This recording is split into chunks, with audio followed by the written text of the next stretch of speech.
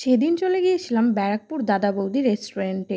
অনেকের মুখে শুনেছিলাম এখানে বিরিয়ানি খেতে গেলে নাকি লাইনে দাঁড়াতে হয়।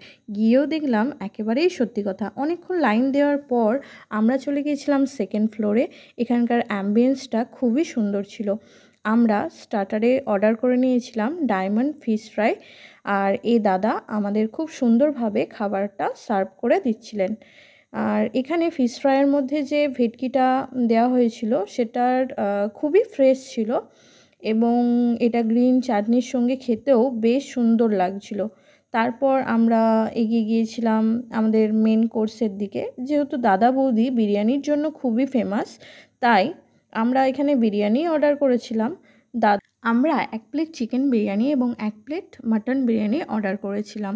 তো এখানে আমাদের যে রাইসটা দেওয়া হয়েছিল সেটা কোয়ান্টিটিটা অনেকটাই পরিমাণে ছিল, এবং এটা খুবই সুন্দর ফ্লপি ছিল এবং খেতেও কিন্তু বেশ ভালো ছিল।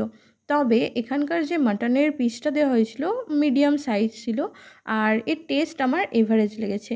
তবে এখানকার যে চিকেন বিরিয়ানি ছিল সেটা কিন্তু মাটন বিরিয়ানির থেকে তুলনামূলক অনেক ভালো ছিল। চিকেনটা খুব ভালো বয়েলও হয়েছিল এবং খেতেও দুর্দান্ত স্বাদের ছিল। খুব সিম্পল অথচ খুব টেস্টি। আমার তো খুবই ভালো লেগেছে।